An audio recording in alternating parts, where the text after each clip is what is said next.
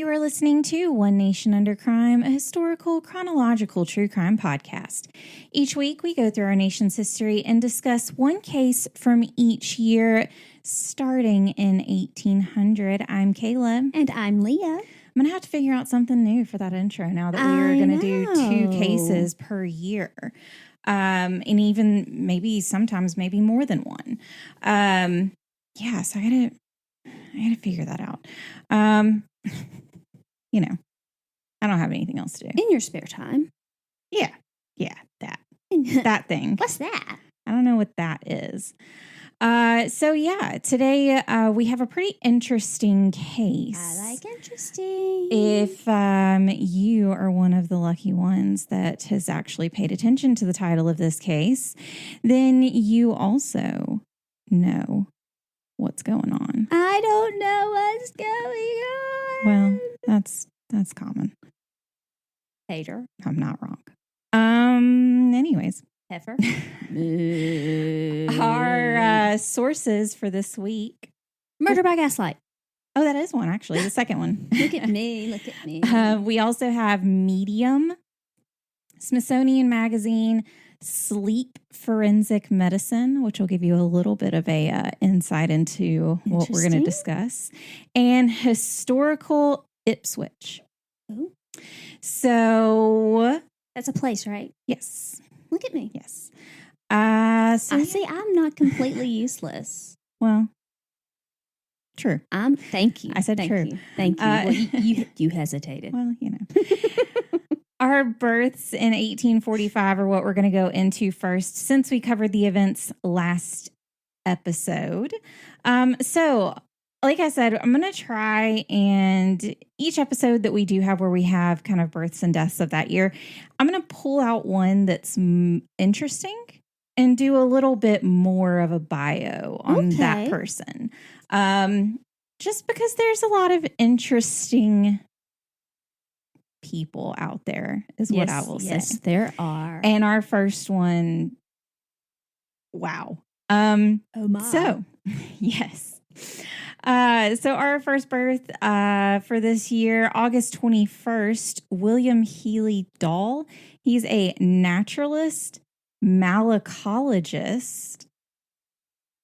Well, the study of mollusks.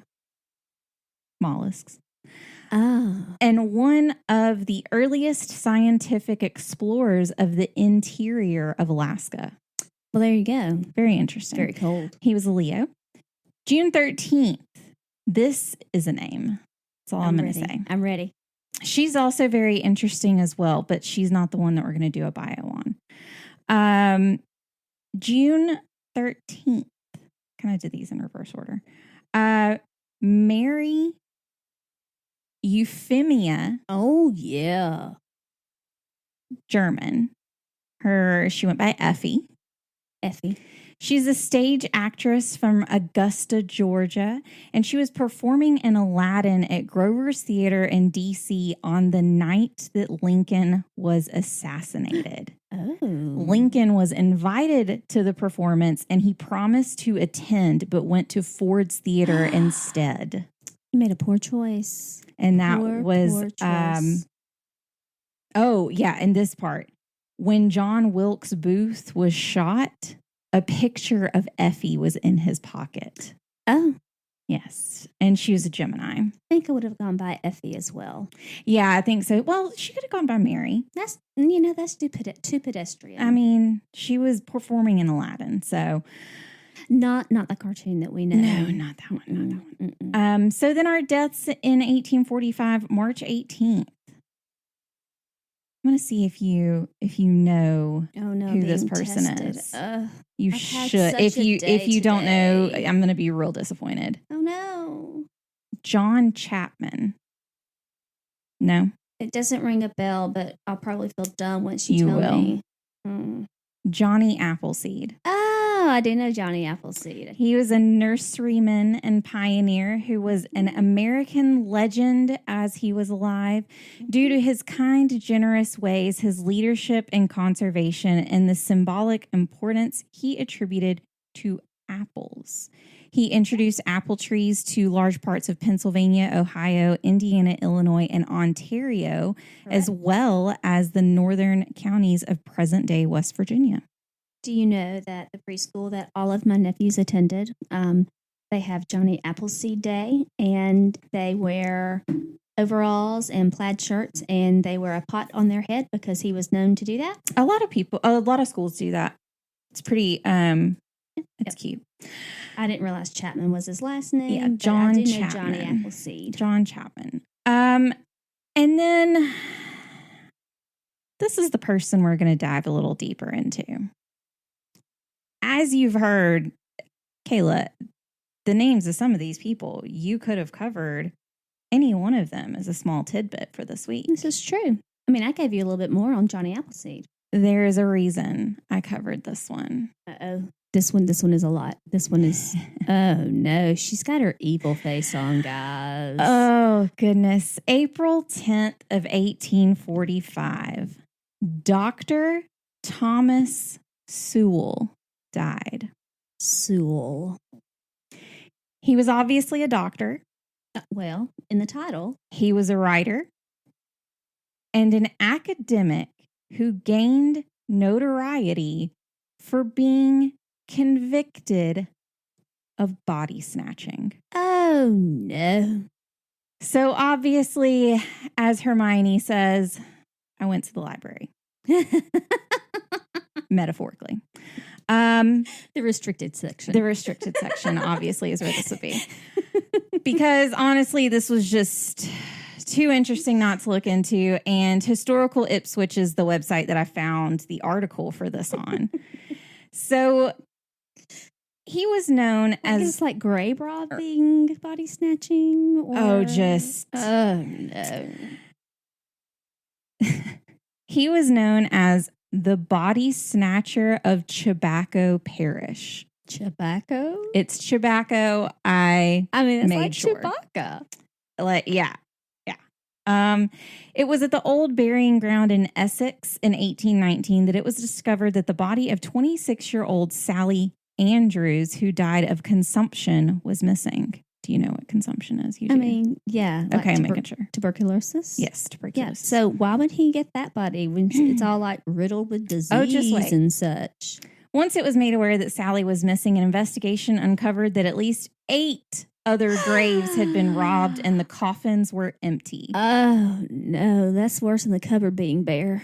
It gets worse. Oh, no. The deceased missing were 10-year-old boys, Isaac Allen and Samuel Burnham. Yeah, no, that was a Burnham. There is a different one. Isaac Allen and Philip Harlow were the 10-year-old boys, as well as 35-year-old Mary Millett. That's a good alliteration. 19-year-old William Burnham. 65-year-old, I think it's Elisha. It looks like almost Alicia, but it's Elisha. Yeah, Elisha. That'd be pretty. Elisha's story. It's what we're going to go with because I like it now. She was 65 and Samuel Burnham was 26. Oh, my. A posting in the newspaper offered a $500 reward for information leading to the missing bodies. It did not take long for it to be known that Dr. Thomas Sewell was the perpetrator of the crimes. Sewell was a, quote, brilliant and promising doctor who was charged with being in possession of a, quote, unsanctioned corpse. Ugh. Even though he was very respected and known for ministering to the sick and dying, as well as being a, quote, regular attendant of worship, an 1815 law made body snatching and grave robbing illegal. I mean, did they have to make that a law? I'm just saying. Yes, and I'll get back to it in a second. I'll get back to let's it. Let's just have respect. Yeah, I'll get back. Anyway. Let's just have respect, people. Despite hiring Daniel Webster, and I put yes, that one. I'm sorry. Yes, I was in a play in high school singing about Mr. Webster. Yes. He hired him as his lawyer, but even despite that, Sewell was found guilty on 2 counts of knowingly and willfully receiving, concealing, and disposing of the bodies of 2 of his patients. How did you dispose of the body? Do you want the entire case or do you want to snip it? I mean, I'm invested. I wasn't going to pay to look at the court records. Okay, so, fine. if you want to do that, go for it. Anyways, he was fined $800 or $18,112 today, and he was ordered to leave the community. Dr. Sewell moved to Washington, D.C., and went on to found the medical school at Columbian College, which is now part of George Washington University. So he was banished from Little Podunk Town Mm-hmm. and went on to D.C. Mm-hmm. and founded the medical school. Now, It gets better. It gets better. Did he body snatch to found this? It gets better. In 1821, he was appointed professor of anatomy in the National Medical College and retained the chair for life. Dr. Sewell is best known for 8 graphic drawings of, quote, alcohol-diseased stomachs that he prepared in support of the temperance movement of the day. Ironically, Dr. Thomas Sewell died of tuberculosis in 1845 at the age of 58, the same disease Sally Andrews died of, whose missing corpse was the cause of his undoing in Chabaco. I say that is poetic justice. I found it very interesting. But to answer your question, so at this time, we talked about it in an earlier episode where people who were sentenced to death their bodies would be donated to the local school.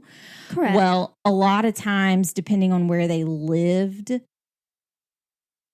you didn't have bodies donated to you. And at this time, obviously, there was not a lot of medical knowledge as far as really anything goes medically. So a lot of times these doctors, whether he physically did it or someone else did, is remained to be seen. But a lot of times grave robbers would go, they would dig up a body, they would take it to a doctor. The doctor would pay them very well for them to do this. And then depending on the doctor, sometimes the corpse would then be put back when the research was done. But this was also a time people were dying of tuberculosis left and right. Like people were dying of all these different things. And so if you notice, he took a wide range in age of people. So it is clear that he was doing some type of medical research, and that is why they were missing. I mean, and I get that, and I understand. I mean, it is better than the alternative. I understand science. I understand that, you have to. I'm not defending him in any way. I mean, but I get what he was doing. I'm just saying, let's have it on the up and up. Let's get the family's permission. And probably the reason that a lot of people didn't is a lot of people, like for religious purposes, think that that's not, which no, but believe what you want to believe. That's fine. But I would personally rather someone figure out something with me after I'm gone than to just sit there. Like, right. I get it. I get what so, I understand his end game, but I don't appreciate the means by which he went about it. Yeah, that wasn't great. But anyways, he is our first person that I decided to pull out and discuss. I'm surprised with him having that on his record that he was. It might not have been. Those were paper records at the time. That's true. They didn't have that old electronic database. No, they didn't have a database for it. And he was told to leave the community. And he didn't have to tell. That's true. No, and back then you walked in and you go, I'm the doctor. And they would go, oh, hi, doctor. Like you didn't, where's your medical license? It was where's really this easy and that? To disappear and start over at that time too. Okay. Oh, yeah. And he just moved to DC and started the medical school that's now a part of George Washington University. No I mean, like I said, I understand what he was doing. I don't like the way he did it. No. Okay. So on to our case this week, October 27th of 1845. I'm calling her Maria a lot of people at this time, Maria was Mariah, but it's not clear as to when that. Like Mariah Reynolds? Yeah, but it's not clear as to when that like pronunciation fully changed. So I couldn't find if it was Mariah or Maria. I think they called her Maria based on something in a bit, though. So that's why I'm going with Maria.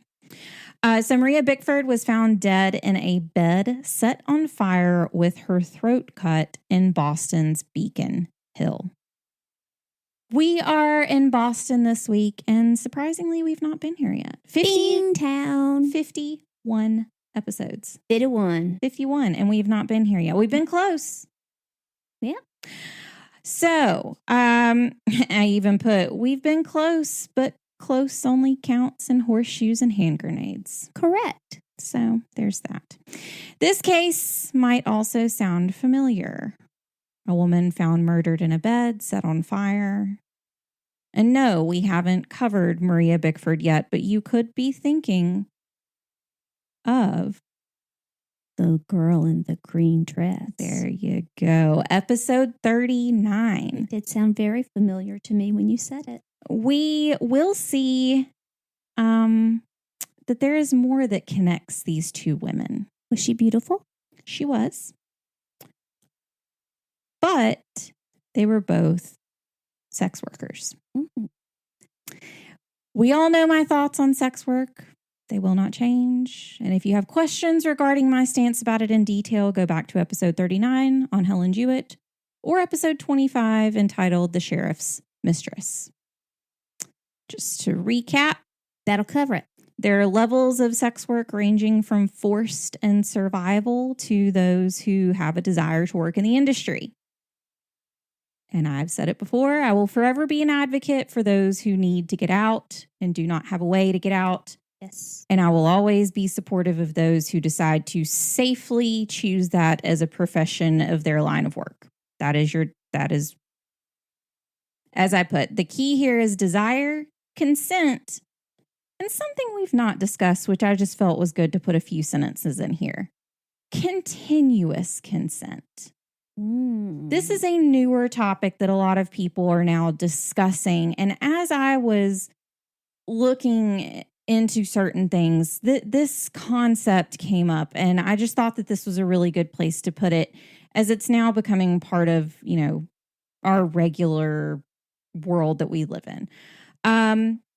This doesn't simply apply to sex work. This is also same for any romantic relationship. Any relationship in general, not even romantic. While no is a full sentence. Yes, it is. Yes is not a full sentence.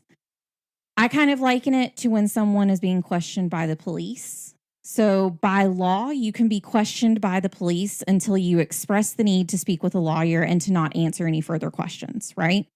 Correct. So the same goes for consent. And this is the best way to explain it to anybody who is wondering exactly what the concept is behind this. You can consent to something, but the second that consent is revoked or it is clear that the consent has not continued, such as intoxication, anything like that, if it is clear or that consent up to a point. Yeah, or if it is clear that you cannot continue to consent to something, everything stops. Just like by law it should when you're talking to the police. When you say, I need an attorney, done. You're not there to answer any more questions. You are in some situation and you say, I'm not comfortable with that, or you cannot continue to consent to what is going on. Everything stops. It stops, period. There's so many times that we hear in the media today about, cases where girls are assaulted on a college campus is very common. And they'll say, well, she said it was fine.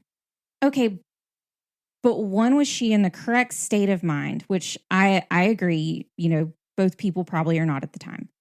However, continued consent is always the key to these things. And I think that that's something that also needs to be taught a lot more that's not taught.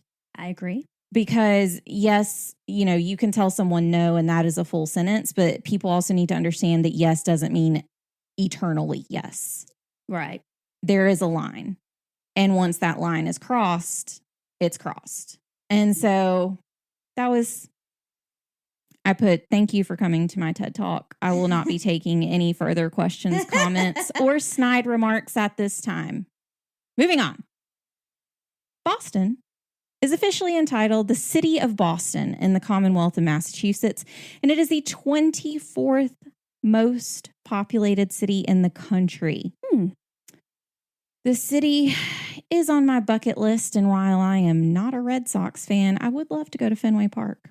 Yeah, that'd be cool. I should put Go Braves. The city itself covers roughly 48 square miles with a population in 2020 of 646,647. I found that number slightly frustrating. You couldn't have just said 646,646. I mean, that would have made you very happy, I know. That would have made you very, very happy, I know. Yes, it would have, and it didn't. So anyways. How dare they? It's really rude, honestly. Boston secured its spot as the most populated city in New England. Boston is one of the oldest municipalities in the United States, founded on the Shawmut Peninsula in 1630 by Puritan settlers. It was the scene of several events in the American Revolution, such as Tea Party, the Boston Massacre, and Wow. I put chaos and bloodshed already haunt us. And honestly, you shouldn't even talk. And what about Boston? Look at the cost and all that we've lost, and you want to talk about Congress? This Congress does not speak for my me. dog speaks more eloquently than you. Anywho, But moving on. strangely, your Yes, range well, is the it continued same. because then I put the Boston Tea Party, and I put you cry in your tea, which you hurled into the sea when you see me go by. I couldn't. I mean, that was the last one. That was so it was perfect. the rest You of them. I can't help couldn't. it. You can't help it. There was also the Battle of Bunker Hill and the Siege of Boston. Upon America's independence from Great Britain, the city continued to be an important port and manufacturing hub, as well as a center for education and culture. Boston, much like Philadelphia, as we have learned, claims many firsts, including the first United States public park, which is Boston Common, the first public or state school, which is the Boston Latin School, the first subway system, Tremont Street Subway, I didn't know that. the first large public library, which is the Boston Public Library. Today, Boston is a thriving center of scientific research. The Boston area's many colleges and universities make it a world leader in higher education, including law, medicine, engineering, and business. And the city is considered to be a global pioneer in innovation and entrepreneurship with nearly 5,000 startup companies. Wow. And I put shout out to Austin, Texas as well. But some of the most renowned and highly ranked universities in the world are near Boston. 3 universities with a major presence in the city are Harvard, MIT, and Tufts University, which is Harvard. Gotta say Harvard. Well, Harvard. it's Harvard. Harvard. They're fine. They pay enough money to forget about it. And they are just outside of Boston in the cities of Cambridge and Somerville, known as the Brain Power Triangle, which is just interesting. Brain Power Triangle. Boston, I don't belong there. Boston University, or BU as it's known, was founded in 1839 and was actually originally located in Vermont before moving to Boston in 1867. What's the original name? I didn't see that part. It just said that it was there before. So Okay. I mean, I was just hoping it wasn't Boston College originally from Vermont. it could have been. Who knows? Okay. In 1876, BU professor Alexander Graham Bell invented the telephone in a BU lab. Harvard is the nation's oldest institute of higher education and is centered across the Charles River in Cambridge, though the majority of its land holdings and a substantial amount of its educational activities actually are in Boston. Let's see. In the early 1800s, William Tudor wrote that Boston was, quote, perhaps the most perfect and certainly the best regulated democracy that ever existed. There is something so impossible in the immortal fame of Athens that the very name makes everything modern shrink from comparison. But since the days of that glorious city, I know of none that has approached so near in some points, distant as it may be from that illustrious model. So Boston is apparently better than Athens, Greece. Well, now. That's what they said. This, yeah. Mm-hmm. There's a list coming up. It's pretty extensive, so you guys will have to stick with me. I hope you mention my favorite thing about Boston, because if you don't, I might have to shout it out. We'll see. I'm being patient, but... In the 19th century, Ralph Waldo Emerson, Henry David Thoreau, Nathaniel Hawthorne, Margaret Fuller, James Russell Lowell, and Henry Wadsworth Longfellow all wrote in Boston. I mean, that is a list. That's a who's who. That's a list. This next list is even longer. We're about to get to it. Some consider the Old Corner Bookstore to be, quote, the cradle of American literature. This is the place where these writers met and where the Atlantic Monthly was first published. The city is also home to several art museums and galleries, including the Museum of Fine Arts and the Isabella Stewart Garner Museum, which is known for its robbery in 1990 on St. Patrick's Day weekend, and the 2021 Netflix docuseries, This is a Robbery, the World's Biggest Art Heist. Ooh. It is so interesting. I bet it's... And this place is gorgeous. Well, I bet it's a very busy place on St. Patrick's Day weekend. No. I mean, because everybody was at the parade. That's what I'm saying. Yeah. I bet the city. So I guess I should have rephrased that. Go. If you've not seen it, it truly is so good. Because I mean, like The Man in the Sea was one of the big portrait that you know of. Gone. And it's so interesting because there were certain rules that Isabella Stewart Garner put in place when she created the museum that basically, if anything were to change, then the museum was going to change hands. So they have the empty frames on the walls because it's not supposed to change. And it's insane. No. So anyways, go watch it. It's on Netflix. It's a very, very good docuseries. It's like 4 episodes, but it's still unsolved and they've still never recovered the paintings. Ever. Oh, no. So yeah, there's that. Boston Common, which we discussed before, the first public park, is near the Financial District and Beacon Hill, which is where our story takes place today. It is the oldest public park in the United States. Along with the adjacent Boston Public Garden, it is part of the Emerald Necklace, which is a string of parks designed by Frederick Law Olmsted, the one who designed our campus. And Central Park. Talented dude. I mean, as always.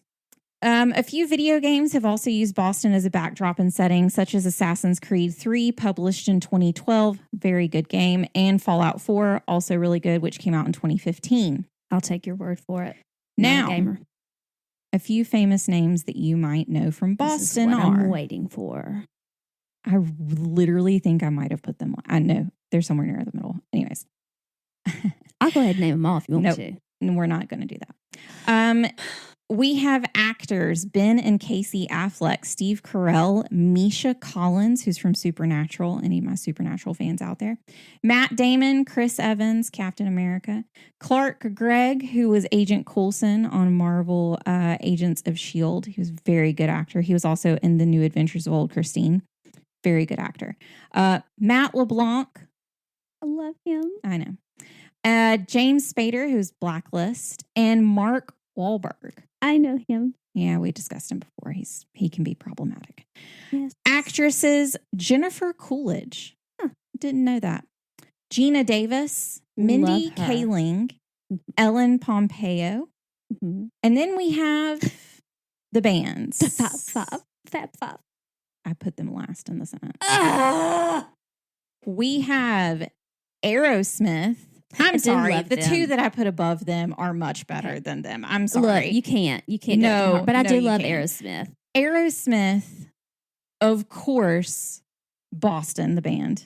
Yes. One of my favorite bands of all time. They sing my favorite song of all time, Peace of Mind. Anyways, my dad loved Boston. I love Boston. Great band. And come on.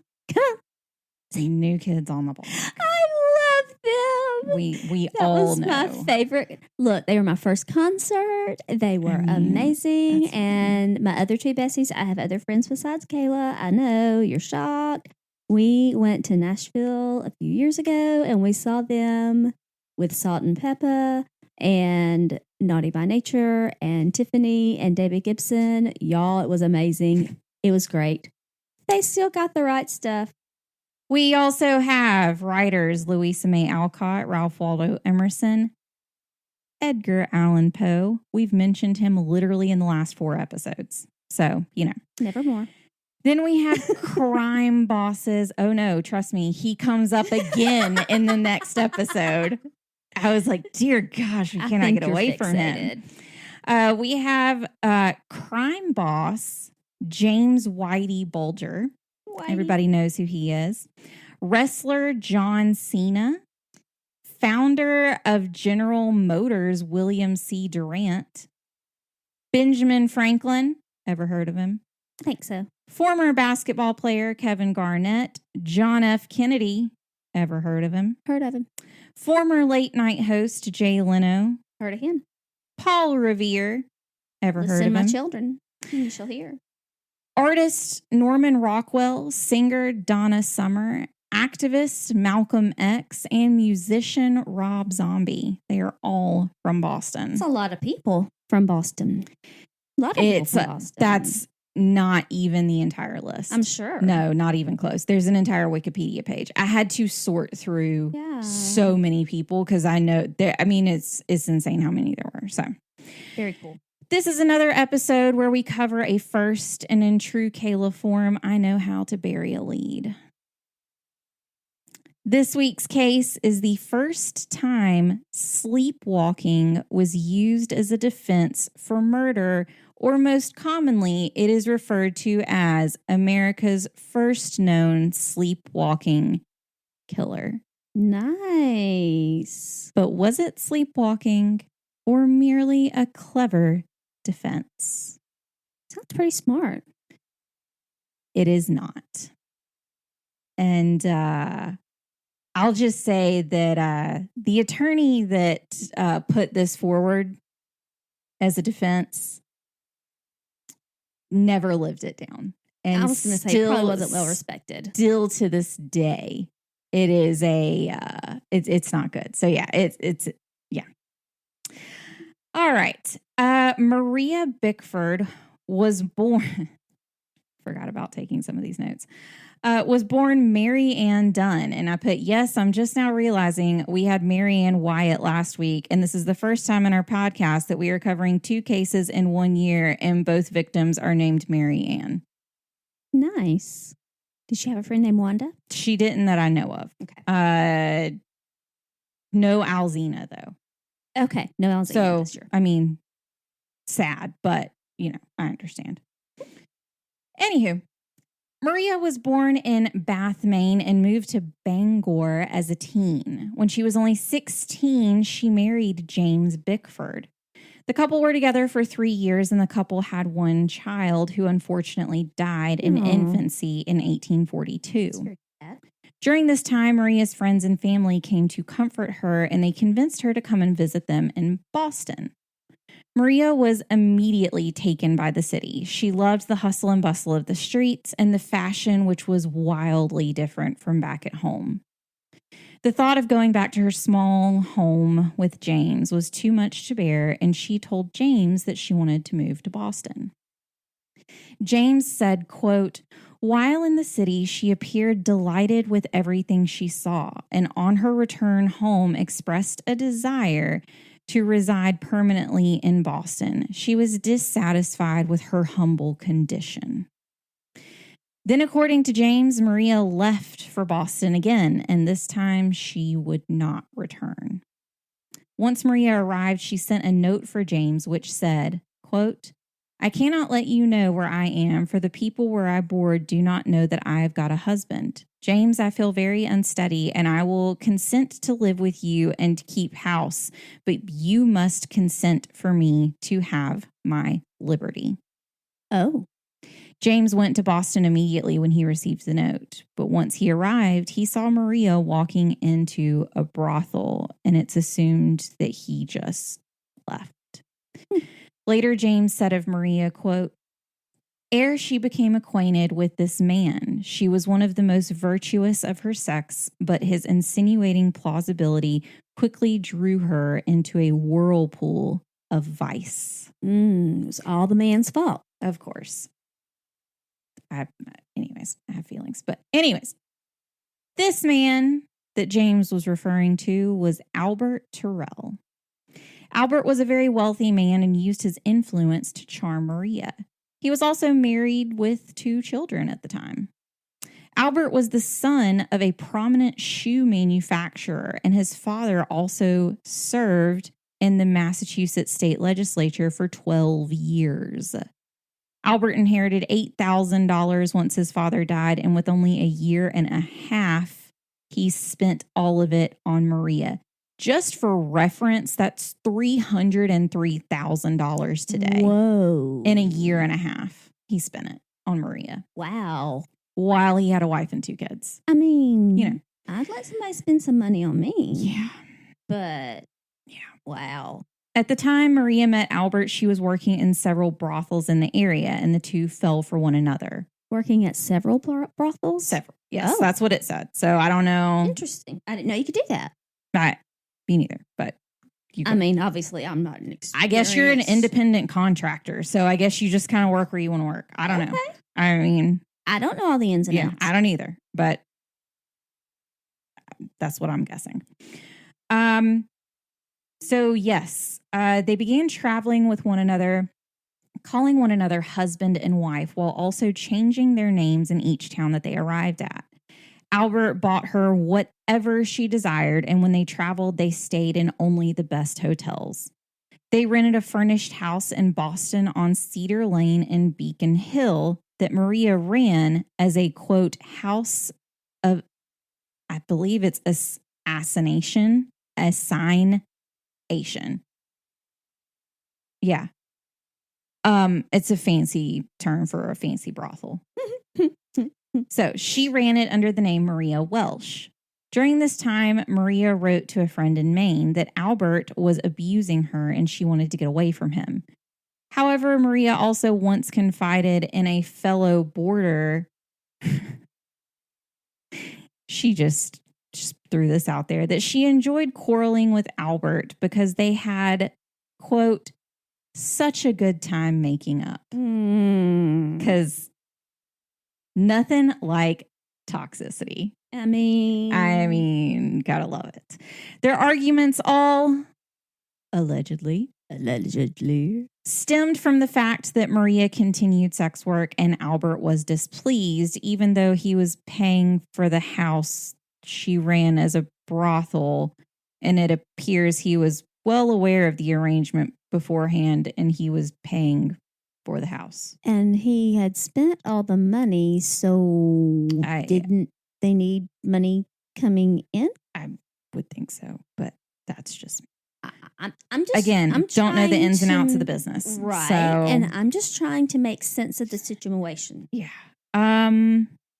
Let's see. I lost my spot. We're trying to make sense of the situation. Yes. Oh. In June of 1845, Albert and Maria had seemingly one last argument and Albert left. Then, much to Albert's chagrin, he was arrested on charges of adultery. Well, I mean, he couldn't say it wasn't happening. No. And it was on September 29th of the same exact year of 1845 that he was arrested. He was then indicted, and the press described the offenses against him as, quote, some indelicacies with a young woman, and also included that Albert had eluded arrest for weeks. Indelicacy. Yes. The prosecutor's office was bombarded by letters requesting a delay in the proceedings of the adultery trial. The letters were from friends, relatives, and even Albert's wife. What? Who said he might be able to be reformed. I'm so sorry. If that were me in that woman's situation, I'd be like, you just go ahead and lock him up and let me talk to him. Yeah. Give us a minute. Give us a minute. You want it to get even better? Oh, girl, I'm ready. So the letters worked, and the trial was postponed for 6 months. They worked? But, however, wouldn't you know that as soon as Albert posted bail, he ran back to Maria at the house on Cedar Lane? Oh, my. I mean, for real. I have no words. I mean, I love my husband, and I really don't think that I would be in this situation. But I'm just saying. Yeah. On October 26th, Albert Terrell was seen with Maria Bickford at the boarding house. The owners of the house, so they were renting the house as a whole, right. But the owners of the house lived next door. So they were well aware of what was going on. Oh. And they were fine. Well aware. Yeah, look, they had that house rented. I'm sure they had steady rent coming in, and it was in cash. And they were like, you know what? And it's a fancy brothel, so there's that. I mean, and the knew. Husband probably was like, I'll knock off a little bit of the rent. You let me come by. I mean, ugh. Yeah.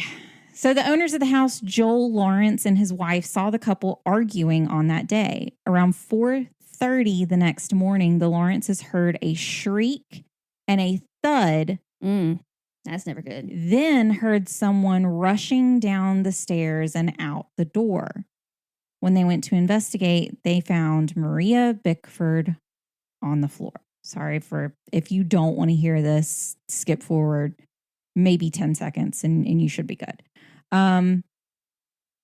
She lay on her back in her nightgown, nearly decapitated. Ooh. Her neck wound measuring 6 inches long and 3 inches deep. Wow. The room was clogged with smoke, and someone had set fire to the bed and set fire to 2 other locations in the room. A blood-stained razor was found at the foot of the bed. The victim's hair was singed, her skin charred. Part of one ear was split open and missing an earring. A man's vest and cane were spattered with blood. Albert, who had been seen with the victim earlier that night, was nowhere to be found. Wow. One witness spotted him bargaining with a stable keeper, saying, quote, he was in a scrape and had to get away. He drove south to the house of some relatives who hid him from the police and gave him money to flee the state. The following day, he headed north into Canada and wrote to his family from Montreal, telling them of his plans to set sail to Liverpool. Unfortunately for him, bad weather forced the crew to turn back, and instead he boarded a ship in New York City bound for New Orleans. Authorities in Louisiana had been tipped off about a fugitive headed their way, and they arrested Albert on December 5th while he was still on the ship. Well, good. Yeah, it's rough. Albert was a fugitive. Public opinion in Boston surprisingly sided with Maria, and everyone was anxious for the capture of her killer. Why surprisingly? Because she was a sex worker and it was super well known. Oh. But guess so. Because people are garbage. By the time of the trial, the public had turned against the victim, Maria. The story then turned into Maria being an evil seductress who took advantage of Albert. The evidence against Albert was extremely circumstantial, but also extremely strong. However, when his family hired a high-powered defense team led by former U.S. Senator Rufus Choate, Love the name Rufus. it became obvious that facts alone would not decide the case. Choate had made quite a name for himself in the legal profession and was taught by none other. And we talked about him at the top of this episode, and no, it wasn't planned. Daniel Webster. On the first day of the trial, the prosecution called numerous witnesses to help establish a strong circumstantial case against Albert. But certain facts in the testimonies left room for doubt. The coroner's physician conceded that Maria's neck wound could have been self-inflicted. I put LOL, okay. How? Yes, no. The oddest recollection came from Albert's brother-in-law, Nathaniel Bailey, who said that when Albert arrived, he claimed to be fleeing from the adultery incident. When Bailey informed him of the murder, Albert seemed genuinely shocked. And I put, okay, sure, Jan. Choate allowed one of his junior counsels to deliver the opening arguments for the defense. He began by tearing down Maria's character, repeating that possibly she cut her own throat, and positing that suicide was, quote, almost the natural death of persons of her character. Oh. You know, my blood was boiling then. Furthermore, Albert had been an honorable and upstanding gentleman until he met Maria. Oh. Okay. Sure, Jan. Counsel states, quote, she had succeeded in a wonderful manner in ensnaring the prisoner. His love for her was passing the love ordinary born by men for women. She for a long time had him spellbound by her depraved and lascivious arts. The next piece of his elaborate defense introduced the issue of sleepwalking. Here we go. Counsel said, quote, Alexander the Great penned a battle in his sleep. La Fontaine wrote some of his best verses while in the same unconscious state. Condillac made calculations. Even Franklin was known to have arose and finished in his sleep a work that he had projected before going to bed. But did they really? Evidence will be produced to show that it has pleased Almighty God to afflict the prisoner with the species of mental derangement. You guys can't see, but I'm banging my head on the microphone. Quietly, so I don't have to edit it out. Yes. Oh my goodness. One by one, Albert's family and friends recounted strange ways he behaved while allegedly sleeping.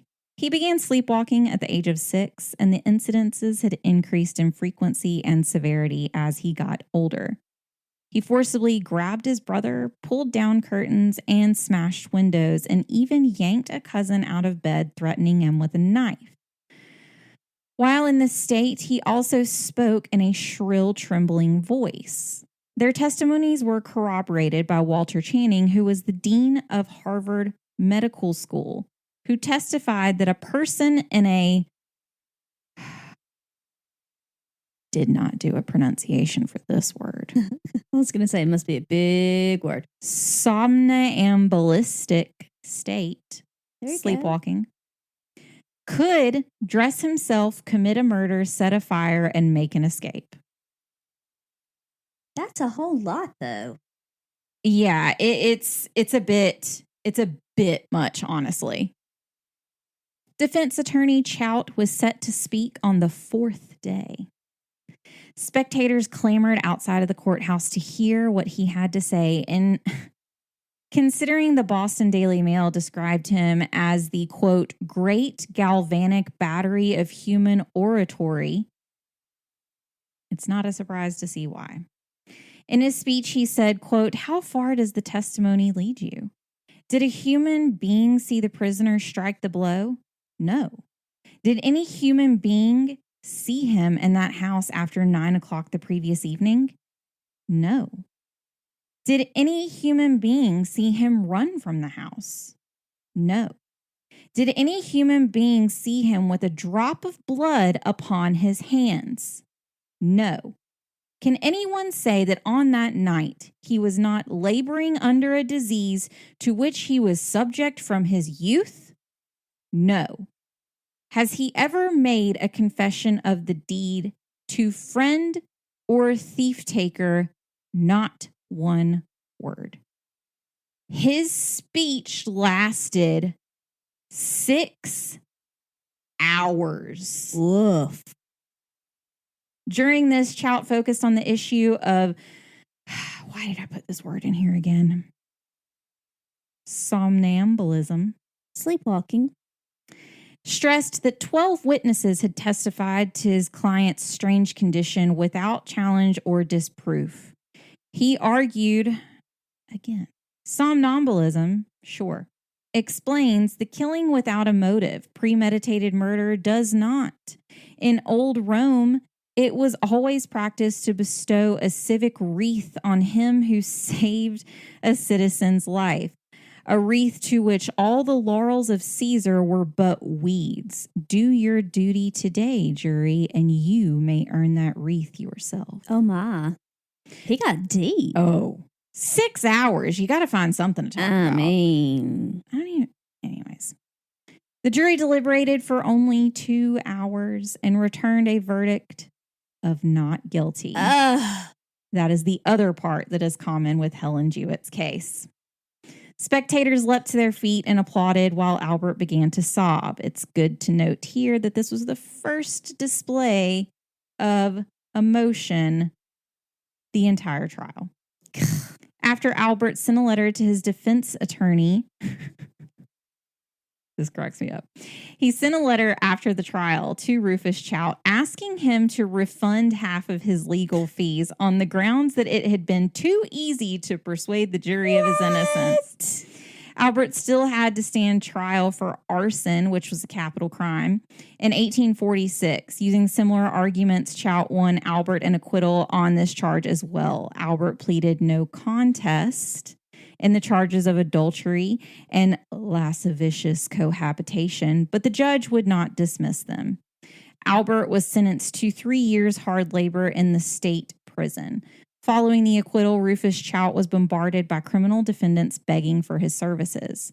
Chout stopped his private practice and went on to become Massachusetts Attorney General. Oh, my word. However, Chout was never able to escape the reputation of introducing the sleepwalking defense. Mercy. Even after his death, he was criticized by Wendell Phillips as the lawyer who, quote, made it safe to murder. However, a case study from Sleep Forensic Medicine in regards to this specific case, they did a case study on this case, and they specifically said, quote, our current knowledge about parasomnia suggests Tyrrell's behavior at the scene of the crime was incompatible with sleepwalking, specifically setting fire to the room to cover up the crime, fleeing the scene, and going into hiding are inconsistent behaviors. In today's courtroom, the outcome would most likely be different. I'm so shocked. And that is the case of America's first sleepwalking killer. That is crazy. I mean, and the parallels to Helen Jewett are like, wow, insane. As I was reading through it, I was like, this sounds so familiar. This sounds so familiar. I mean, in that case, that guy ran down the stairs, ran out the back door, set the bed on fire. He also killed her in a similar manner. He also got away with murder. Yeah. It was just like crazy. Copy and paste the cases. I mean, they had close relationships before the women were murdered. Like, there were arguments. They had arguments back and forth. And I mean, it is just, the parallels are crazy. But the fact that they did not convict convicted. him because sleepwalking was his defense. Insane. I have witnessed my little brother sleepwalking before. He had to go to the bathroom and he came to the garbage can in the living room. We directed him to the right place. Yeah. But that's going to the bathroom. That's not. Yeah. And I do agree. Someone, setting fire. I do Run agree. away. The guilt, the guilt actions is what I'll say after the murder Exactly. are what lead me to believe like they did that this was not that. So yeah, super interesting case for this week. I mean, just wow. Crazy. That's all I can say. Unfair. And I mean, that attorney was right. Chout made it safe to murder. Yeah. Like, and it's like, yeah, you're right. He did. Like, he made it to where that could be a defense, which is insane. So, anyways, we have a website. We do. Where you can find any and all ONUC information you're looking for. You should know where to find us now on all social media. If you don't, guess what? You can go to our website and find all of them there. Yes. Also, we have a YouTube channel that actually a lot of people watch. Cool. We get comments on there occasionally. We got one this past weekend. Somebody was very impressed with our Meriwether case and really liked it. And they were from St. Louis. So, hi. We're glad you liked it. Yeah. And so, anyways, if you want to watch it on your TV and you're cleaning house or whatever, you can go to the YouTube app and you can find it there. So it's pretty cool. Please go give us a 5-star review. We will always beg for these guys. We would greatly appreciate it if you would do so. We will still send you free stuff in the mail. So do that for us. We have a Patreon if you would like to help with the cost of making and hosting the show. We would also greatly appreciate it. Very much. Shout out to Ryan. Whoop, whoop. I've not responded to him yet. I just got his message, but such a sweet person. You make us happy. Like, just great. You are sunshine. Congratulated us on 50 episodes. And Aww. anyways, it was great. So cheers to you. Yes. And he's a patron, so you could be cool like him. We appreciate you guys for listening to this week's episode of One Nation Under Crime. We will see you here same time. Different crime. Different year. Different year. That's right. We're moving on. Yeah. Next week. And remember, there isn't always liberty and justice for all, especially if sleepwalking is used as your defense. Correct. Goodbye. Bye.